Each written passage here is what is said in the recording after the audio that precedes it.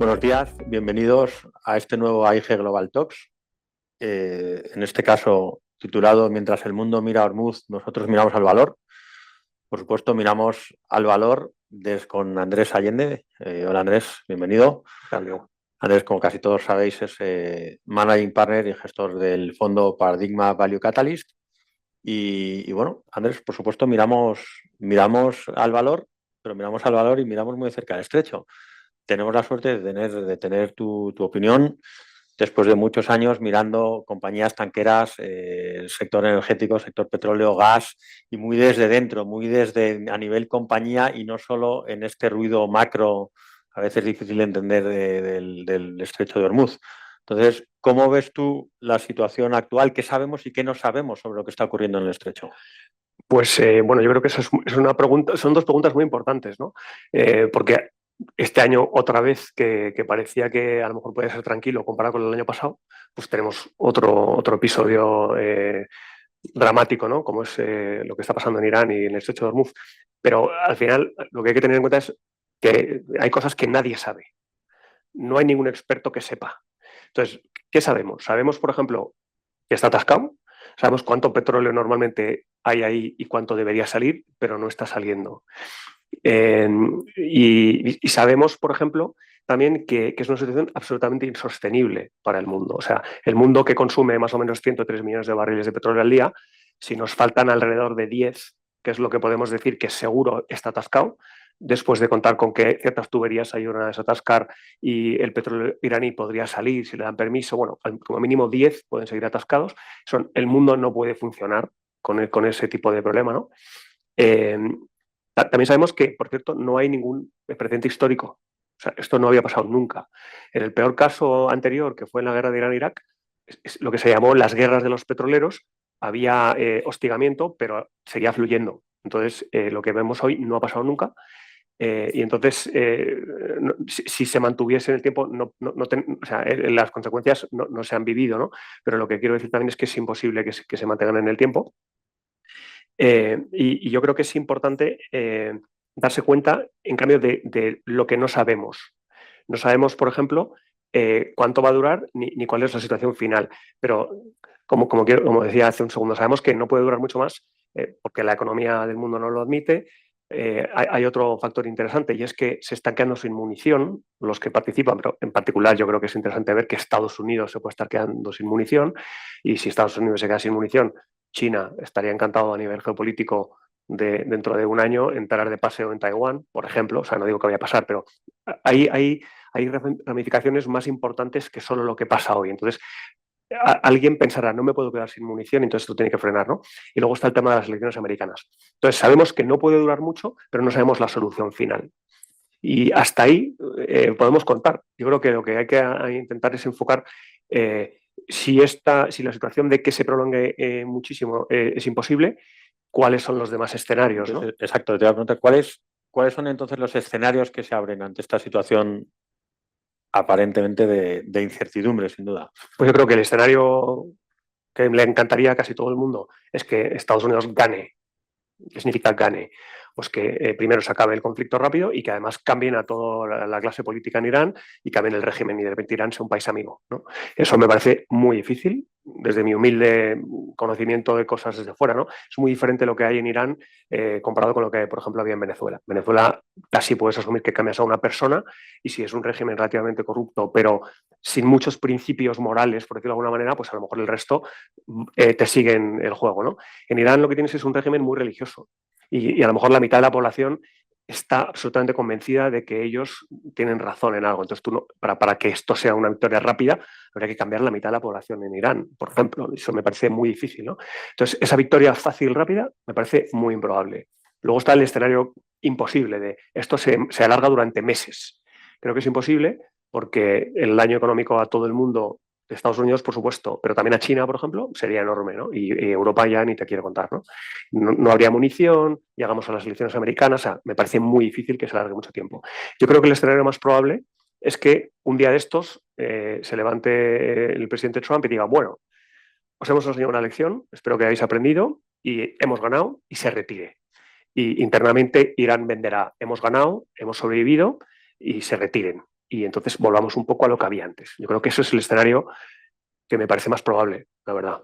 Pues un status quo en el que, en cualquier caso, parece que algo sí que cambia, ¿no? ¿Cómo estás?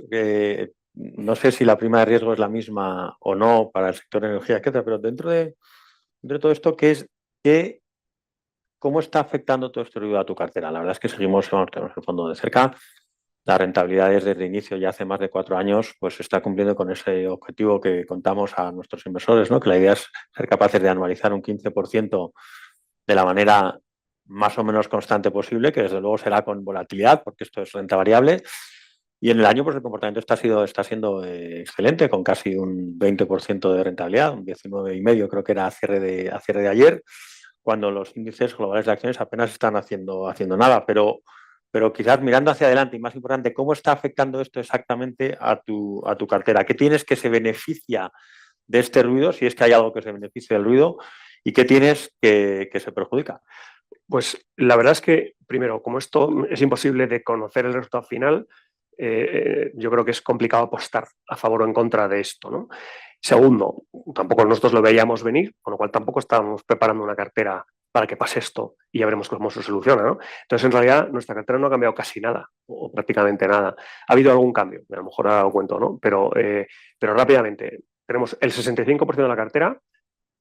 Esto no le debería afectar mucho, porque estamos hablando de negocios y compañías cuya demanda es no discrecional. Por ejemplo, si alguien tiene que ponerse un medicamento para la psoriasis, pues el que haya un conflicto en Irán o no, no le va a cambiar. Necesita el medicamento para la psoriasis, ¿no? O si alguien tiene que llamar por teléfono en Madrid, pues tendrá que coger su móvil y pagará al operador en España y eso se mantiene, etcétera, etcétera. Entonces, un 65% de la cartera no tiene ningún impacto en su negocio de lo que está pasando o le ayuda, porque nuestra exposición a productores de petróleo y gas que están fuera de este Hormuz, en el escenario peor o en el de posible que sería esto se alarga, Estados Unidos prohíbe las exportaciones, pues ellos se beneficiarían, ¿no? Porque su petróleo sale de fuera y podrían monetizar un petróleo mucho más alto, ¿no? O sea, 65% de la cartera no nos afecta o nos ayuda.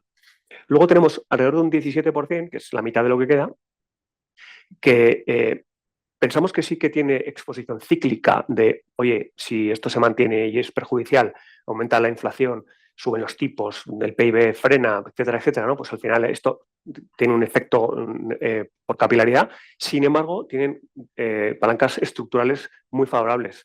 Por ejemplo, en memoria. Estamos hablando de nuestra posición en memoria, que es, como sabéis, como sabe todo el mundo, pues se beneficia mucho de la inteligencia artificial y de otros temas, ¿no? Entonces, en ese caso habría un viento en contra por todo este acontecimiento, pero un viento a favor por lo que estamos viendo a nivel estructural, que si tiene sentido, pues podemos hablar de ello en un rato, ¿no? Y luego tenemos otro trozo de cartera que es alrededor del 17, y aquí, por cierto, no hemos contado que tenemos alrededor del 6% en cash, que nos va a ayudar a comprar cosas que pues, se puedan poner a tiro, ¿no? Pero hay otro trozo de cartera alrededor del 17 que sí que se puede ver afectado porque su demanda sea un poco más discrecional. Por ejemplo, compañías que se benefician de decisiones de inversión que hacen falta, pero que se pueden retrasar. Entonces, bueno, pues esa parte de la cartera se podría haber afectado, ¿no? Pero no hemos cambiado nuestra posición.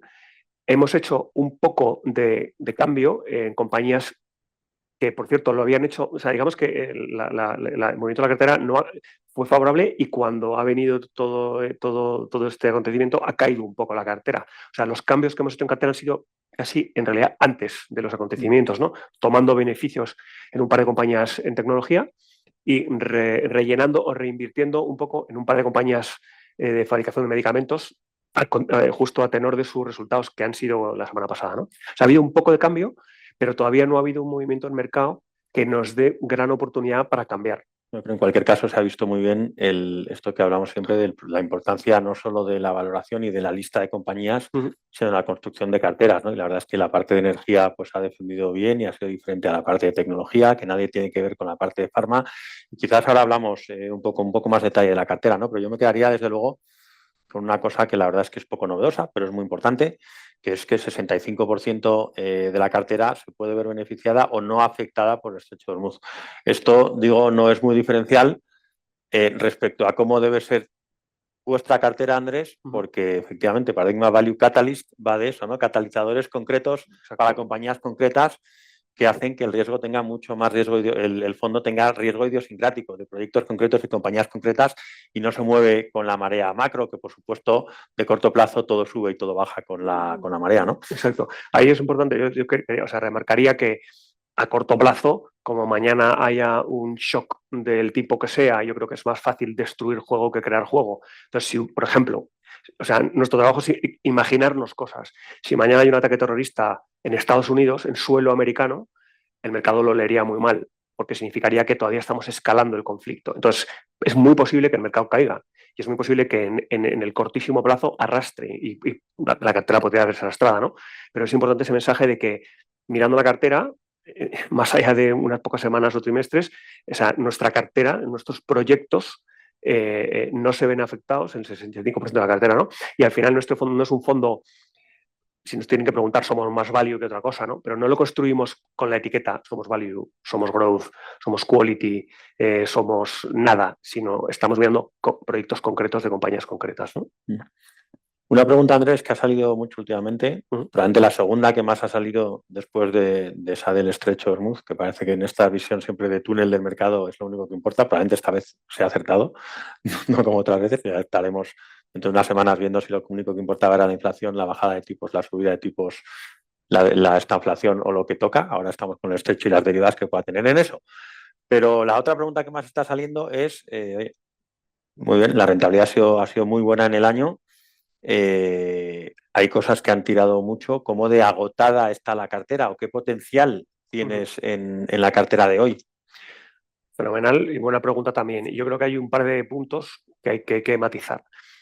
Creo que hay que quitarse flores. La cartera está fenomenal este año, pero en realidad está haciendo un poco el catch-up, como dicen los ingleses, recuperando lo que no logró a lo mejor en algún año anterior, ¿no? Y esto siempre va a ser así. A medida que algún proyecto se retrasa, luego llega el proyecto y llega la rentabilidad. Entonces, yo no pensaría que porque un año tenga una cartera una buena rentabilidad, esté agotando, sino que a lo mejor tiene que ver de dónde viene, ¿no? Y luego también es muy importante mirar pues casi bloque a bloque lo que hay en la cartera. Y es muy interesante. Nosotros al final siempre intentamos que la gente entienda que lo que buscamos son 3 palancas principales de rentabilidad: mejoras en beneficios por proyectos concretos, mejoras en valoración, que casi siempre ocurren cuando el beneficio y el proyecto funciona, entonces el mercado te lo da, y el dividendo, ¿no? Entonces, mirando bloque a bloque, incluso lo que mejor ha ido todavía está muy barato, porque lo que está haciendo esa rentabilidad en el fondo es digamos, seguir esa mejora en beneficios, ¿no? De tal modo que algo que multiplica por 2, si tu beneficio multiplicado por 2, todavía puede estar muy barato, que es exactamente lo que está ocurriendo, ¿no? Entonces, bueno, lo puedo dejar aquí, creo que es importante casi como conclusión decir que un fondo es muy diferente de una compañía. Cuando una compañía llega, digamos, a su objetivo, entonces es el momento de quitarla porque está agotada. Sin embargo, un fondo, como es una colección de compañías, no se agota. Es que precisamente el trabajo del fondo es renovarse, rejuvenecerse y siempre estar en mínimos para las compañías que lo componen, dando un precio final de fondo que está en máximos, porque su objetivo es siempre seguir subiendo, ¿no? Hay un ejercicio que transparentamos cada trimestre en la carta, que es las magnitudes de la cartera, ¿no? Los ratios principales de la cartera. Siempre utilizamos para esto estimaciones de consenso. Por supuesto, si las acciones están en tu cartera es porque tú estás más positivo que el consenso en la mayoría de los casos, pero queremos ser conservadores en esta indicación que damos. ¿Nos puedes dar algunos números de cómo pinta hoy la cartera? ¿A qué ratios más o menos está cotizando? ¿Qué tipo de crecimiento tiene? ¿Qué tiene? O sea, ¿por qué es una cartera mejor que el mercado todavía? Fenomenal. Pues como acabo de decir, 3 palancas principales para que el fondo avance hacia arriba, ¿no? Y siempre logre seguir alargando su máximo y logrando nuevos máximos. Entonces, de aquí, números gordos. Estamos a 6 veces EBITDA. El mercado está como a 12. Y los private equities normalmente invierten a 12 o para arriba, ¿no? O sea, que compre esta cartera está comprando mucho más barato de lo que compra un private equity en compañías privadas o de lo que cotiza el mercado. Y tenemos un dividendo que recibimos de más o menos el 5% anual. O sea, nuestra cartera va a subir un 5% porque acumulamos un 5% de dividendo, que es una de las tres palancas. La segunda palanca es cómo de barata está y esa cartera que vuelva a su valoración correcta. Y la tercera, y tal vez la más importante, es qué pasa con los beneficios gracias a esos proyectos que llegan, ¿no? Y tenemos un EBITDA que en nuestro fondo se va a multiplicar casi por 2, por 1,8, desde el cierre del 25 hasta el cierre del 28, que es como un 23% anualizado. 23 y luego el 23 de lo que ha crecido y otro 23, ¿no? En base a cosas muy concretas. O sea, alguna compañía de fabricación de medicamentos, que las hemos nombrado antes, pues han terminado de construir sus plantas y ahora se trata de llenar las plantas y que produzcan lo que sus clientes les han prepagado, por cierto, y les han dado el dinero para el CAPEX, y eso será nuestro EBITDA, y eso va a multiplicar por 1,9. Petróleo, pues petróleo y gas. Pues tenemos compañías que una vez más han terminado sus proyectos y por 1,9 el EBITDA. Por cierto, nadie está poniendo en precio el petróleo a 100 en estas compañías en consenso, ni nosotros tampoco, ¿no? O, por ejemplo, una que es probablemente la que más crecimiento tenga, que están hoy gastándose mucha inversión en construir instalaciones nuevas para licuar gas y van a multiplicar la vida por 2,7 entre el cierre del 25 y el 28, ¿no? Y tenemos mucha visibilidad en estos proyectos, con lo cual, si nuestra cartera tiene un 5% más de dividendo, tiene un 23% de EBITDA al año más y encima está muy barata, pues tenemos mucha visibilidad para entender que el fondo seguirá empujando hacia arriba y perpetuando ese máximo de fondo, aunque esté construido con compañías en mínimo, ¿no? Y aterrizando esto, Andrés, en la rabiosa rentabilidad de más corto plazo y todavía menos útil, rentabilidad pasada, ¿no? Pero todos estos, o sea, efectivamente, el desempeño operativo y los ratios operativos de la cartera han sido excelentes. No ha sido así en todos los casos a nivel cotizaciones, ¿no? Hay partes de la cartera que han funcionado mejor que otras. Entonces, yo te preguntaría así muy rápido por preguntar tres de las principales partes de la cartera, que son quizás podamos empezar por energía, que ha hecho últimamente, y luego hablaremos de alguno de los datos, ¿no? Pero energía y quizás la otra parte, y quizás la cara B puede ser salud, para dejarte la doble respuesta, ¿no? Vale, fenomenal. Pues energía, este año hemos ganado dinero para el fondo con nuestro peso energía, que es más del 15%, pero son compañías que no están ahí porque pensábamos que iba a haber un problema con Irán, ni porque pensábamos que el petróleo se iba a ir a ningún precio, ni nada parecido, ¿no? Sino porque son compañías que han terminado proyectos y gracias a eso dejan de invertir, reciben mucha caja que antes gastaban y con eso pues mejora su balance y mejora los beneficios e incluso mejora el dividendo en alguna de ellas, ¿no? Y la rentabilidad que se ha producido en estas compañías ha tenido gran parte de su movimiento antes del problema del estrecho. Creo que también es importante decir, y tenía una charla muy interesante ayer con un especialista en el sector, como mucha gente a principios de año, prácticamente todo el mundo del mercado estaba muy negativo contra el petróleo y el gas, sobre todo contra el petróleo, porque sabíamos que se devolvía mucho volumen por parte de la OPEC que habían retenido desde COVID y que eso iba a ser un problema de exceso de oferta, ¿no?, en el mercado, y entonces que el petróleo iba a caer a 50. Esto lo digo también para entender que el mercado, o sea, los expertos se equivocan, nos equivocamos todo el rato, y por eso lo mejor es intentar no tener tus inversiones basadas en resultados binarios de nada, ¿no? Entonces, nosotros no estábamos en estas compañías por el precio del petróleo, sino por los proyectos. Y si los proyectos acaban, la caja llega y la inversión deja de ser un peso muerto, ¿no? A partir de aquí, si alguien pregunta, ¿hay que comprar petróleo hoy? Compañías de petróleo hoy, que también es una pregunta que nos hacen, pues yo diría que hay que tener cuidado. Yo no compraría compañías de petróleo hoy pensando que el estrecho de Hormuz va a seguir siendo un problema, porque creo que no es sostenible ese problema.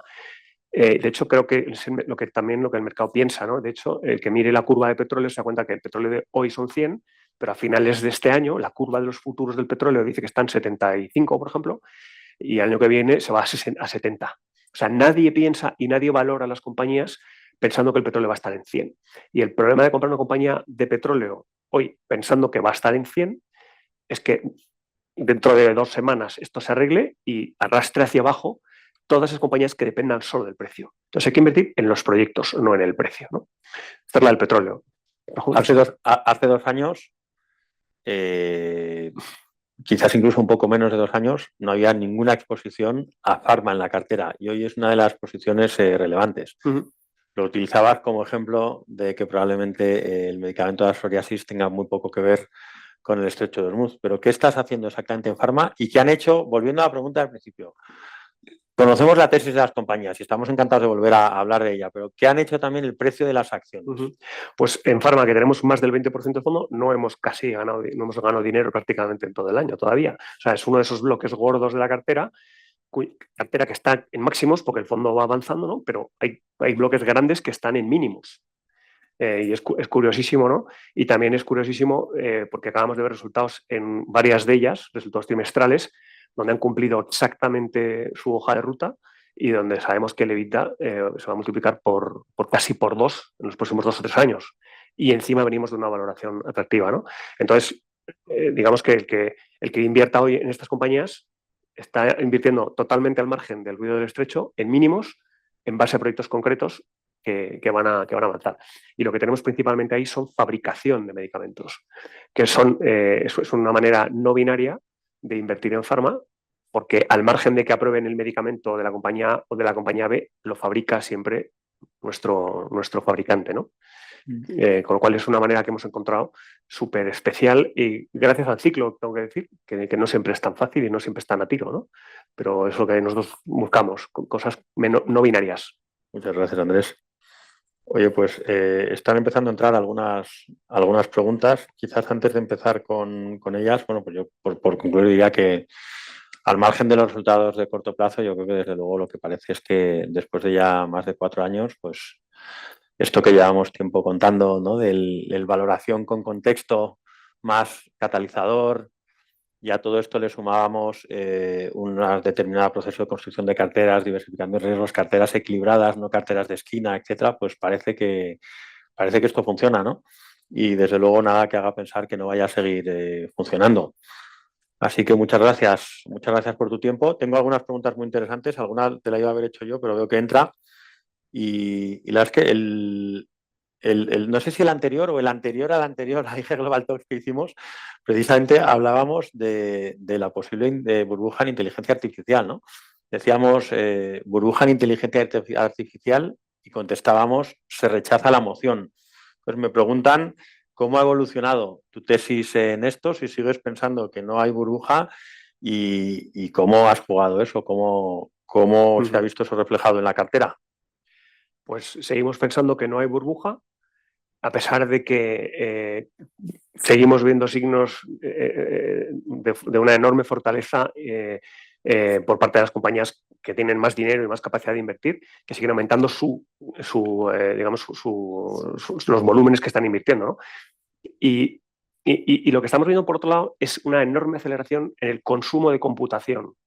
Con lo cual, no me extraña que inviertan más, porque es que están viendo que hay mucha demanda. O sea, estamos llegando a un punto en el que de repente acelera la demanda, ¿no? Y leí una cosa interesante ayer, y es que cuanto más barata es la tecnología, permite que la gente la adopte.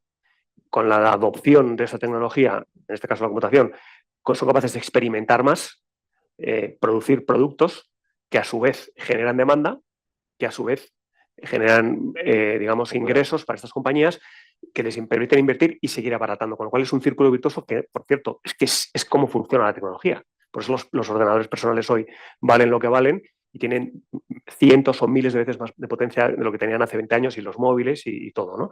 Entonces, todavía estamos tranquilos, lo vigilamos muy de cerca, porque algún día podría llegarse una burbuja, ¿no?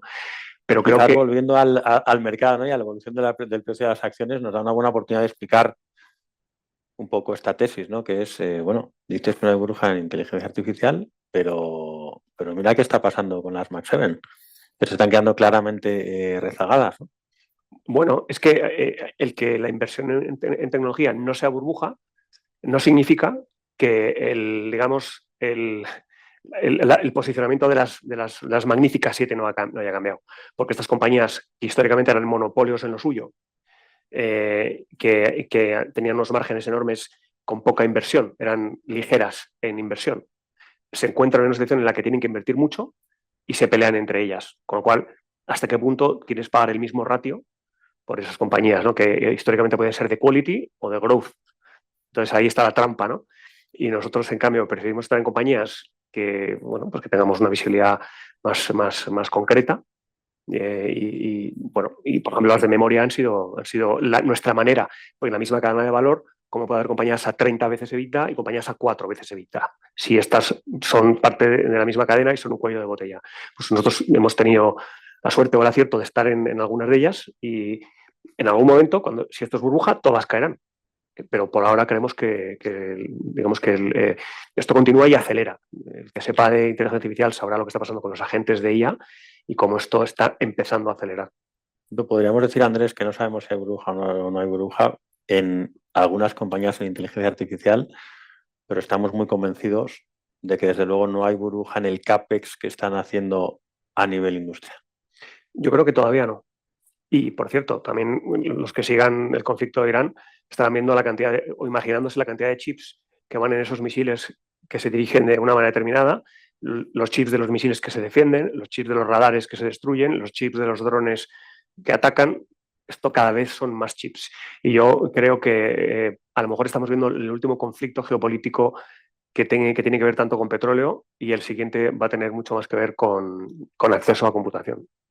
De hecho, sobre los chips estamos leyendo algunas tesis, ¿no? Ya que puede haber incluso algún riesgo de escasez de materiales ligados a los chips. ¿Cómo te afecta esto en la cartera? Pues todavía no nos afecta, pero todas las cadenas de valor de todos los negocios cada vez son más largas, ¿no? Y con que te falte un tornillo de la tuya, se para toda la cadena. Entonces se habla del helio, por ejemplo, como un gas que puede estar en peligro, o el azufre, que se utiliza, azufre de gran pureza para la fabricación de ciertos chips, ¿no? Todavía no está habiendo problemas porque hay inventarios, pero como decía, si esto se alarga mucho, no es sostenible para nadie. Me piden alguna concreta, ¿no? Esta volatilidad en el mercado no ha llevado a grandes golpes de timón, como supongo que no ocurrirá nunca o prácticamente nunca, porque son proyectos concretos, compañías concretas y son independientes al mercado en la mayoría de los casos. Pero si me preguntan qué se ha hecho específicamente en la cartera, o sea, ¿has vendido alguna posición o comprado alguna posición concreta? Pues vendimos una posición concreta por completo. Bueno, hemos vendido en realidad una entera y otro trozo importante de otra en tecnología, una que ayuda a fabricar chips de memoria en concreto, porque bueno, pues hemos multiplicado por 2,5 nuestro dinero, hemos cumplido el objetivo de rentabilidad y además hemos hablado con la compañía, Corea, por cierto, y bueno, pues no recibíamos el mensaje de que, a pesar de la enorme demanda que hay, tengan poder de fijación de precios contra sus clientes, que son otros fabricantes de la misma cadena, ¿no? Entonces preferimos recoger beneficios en esa, ¿no? Y tener un poco de pólvora por si pasa algo en mercado, porque yo creo que si pasa algo en mercado, yo creo que eso es, como le decía el otro día o discutía con alguien el otro día, casi nunca es un buen momento para no estar en mercado, pero de vez en cuando es un muy buen momento para ir con todo, ¿no? Y nos interesa tener un poco de pólvora seca por si pasa algo, que todavía no ha pasado, ¿no? Entonces vendimos para tener un poco, bueno, recogiendo beneficios porque ya había llegado y para tener un poco de cash. Y otra compañía también la hemos vendido en tecnología porque nos preocupa que el impacto posible del precio de la memoria, que ha subido tanto, que para los de inteligencia artificial es irrelevante porque no tienen elasticidad a ese precio, tienen tanto que ganar que por ahora no les importa. Sin embargo, sí que puede afectar y está afectando al volumen fabricado de móviles o de ordenadores. Entonces, si tienes una compañía que se beneficia de esos otros volúmenes, pues igual tienes un problema, ¿no? Y también compañía que ha subido mucho este año y hemos quitado ese peso, ¿no? Y hemos utilizado un poco de ese peso para aumentar peso en fabricadoras de medicamentos que, como decía, se han quedado un poco retrasados a pesar de muy buenos resultados. Muchas gracias. Pues yo creo que el resto de las preguntas que tenemos, de alguna manera u otra, ya han sido contestadas. Estamos a vuestra disposición para contestarlas directamente. Os podéis poner en contacto con nosotros. Y nada, muchas gracias, Andrés. Gracias por el resultado. Yo creo que gracias por demostrar que el proceso funciona, y si quieres cerrar con un mensaje concreto. El mensaje que yo diría al final es que lo que acabo de decir, ¿no? Que casi nunca es un buen momento para no estar, que el mercado casi siempre se acaba adaptando a este tipo de ruidos, que se acuerde todo el mundo del año pasado de las tarifas de Trump, que se acuerde de COVID, que se acuerden de la crisis de Lehman. Es muy difícil acertar justo cuando va a caer el mercado, y lo que sí que sabemos es que las compañías buenas se adaptan, les pagamos para ello, ¿no? a la regulación, la competencia, las tarifas, bueno, la inflación, todo tipo de problemas, ¿no? Entonces, hay que aceptar cierta volatilidad a corto, y a cambio de ella se aspira a mejores rentabilidades. O sea, el asumir cierta volatilidad a corto es lo que te permite ir a por esas rentabilidades mejores. La alternativa es: no quiero la volatilidad, me voy del mercado, y entonces, bueno, pues oye, al final te vas a perder el momento bueno de entrada, o probablemente el momento de salida, y tu rentabilidad al final será un poco peor, ¿no? Creo que es importante fijar bien esos plazos y ya estar tranquilo y dormir bien. Muchas gracias, Andrés.